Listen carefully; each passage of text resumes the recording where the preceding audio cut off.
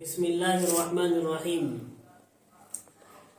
یہاں سے سورہ بقرہ شروع ہوتی ہے۔ اس سورت سے متعلق کچھ باتیں آپ کو بتائی جائیں گی۔ نمبر 1، سورت کا نام ما وجہ تسمیہ۔ نام تو اس سورت کا سورۃ البقرہ ہے، اور یہ بقرہ کا لفظ اس سورت کے 8ویں رکوع میں آیا ہے۔ بقرہ اس میں جنس ہے، گائے اور بیل دونوں ہی کو کہتے ہیں۔ دوسرا نام اس سورت کا فسطاط القرآن بھی ہے، لیکن یہ غیر مشہور نام ہے۔ ترتیب نزول کے اعتبار سے 84 نمبر پر یہ سورت ہے۔ ترتیب نزول اس کا 84 ہے، اور ترتیب تلاوت کے اعتبار سے یہ دوسرے نمبر پر ہے۔ پہلے نمبر پر سورہ فاتحہ، اس کے بعد دوسرے نمبر پر سورۃ البقرہ ہے۔ دوسری بات یہ ہے، اس میں آیات، رکوعات، کلمات، حروف یہ کتنے ہیں؟ آیات اس سورت میں 286 ہیں۔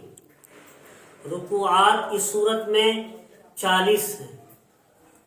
کلمات اس صورت میں 4230 ہیں۔ حروف اس صورت میں 25500 ہیں۔ پھر تیسری بات یہ ہے کہ سورت کے مضامین کیا ہیں؟ اس سورۃ البقرہ کے مضامین کیا ہیں؟ پہلے تو قرآن کی تعریف ہے۔ سب سے شروع میں قرآن کی تعریف بیان کی گئی ہے کہ قرآن ہدایت ہے متقیوں کے لیے۔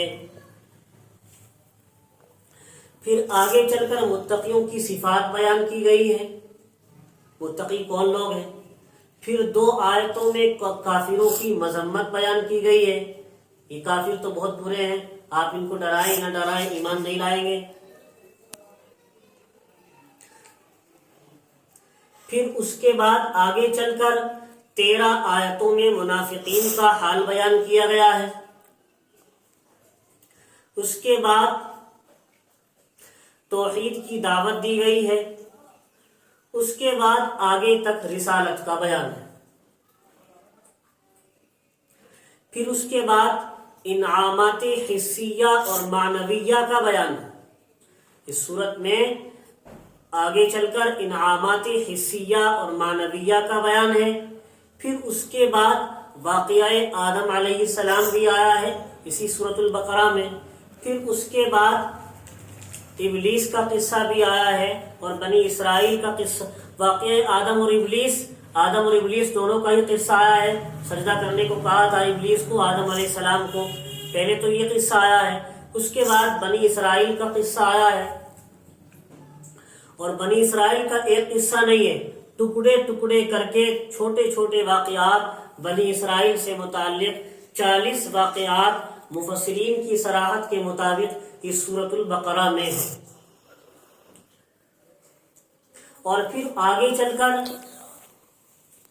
سورہ بقرہ کے آخری میں 40 متفرق مسائل بھی ہیں، الگ الگ مسائل ہیں۔ 40 متفرق مسائل اس سورت کے آخر میں ہیں۔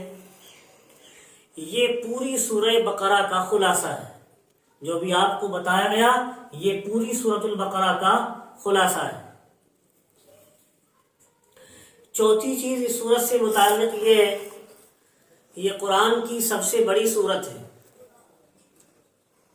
علامہ ابن العربی فرماتے ہیں، اخذوہا برکۃ و ترکوہا حسرۃ۔ اس سورت کا پڑھ لینا، اس کو حاصل کر لینا یہ تو برکت کی چیز ہے، اور اس سورت کو چھوڑ دینا یہ تو حسرت و افسوس کی چیز ہے۔ ابو ہریرہ رضی اللہ تعالیٰ عنہ کی روایت ہے، اللہ کے رسول صلی اللہ علیہ وسلم نے ارشاد فرمایا، لا تجعلوا بیوتکم مقابرۃ ان الشیطان یفر من البیت الذی تقرأ فیہ سورۃ البقرہ، کہ تم اپنے گھروں کو قبرستان نہ بناؤ، اس لیے کہ شیطان بھاگ جاتا ہے اس گھر سے جس گھر میں سورۃ البقرہ پڑھی جاتی ہے۔ اور ایک دوسری حدیث میں آیا، لکل شیء صنام، وسنام القرآنی سورۃ البقرہ، ہر چیز کا کوئی بلند حصہ ہوا کرتا ہے، سنام اونٹ کی کوہان کو کہتے ہیں، اور قرآن کریم کا بلند حصہ وہ سورۃ البقرہ ہے۔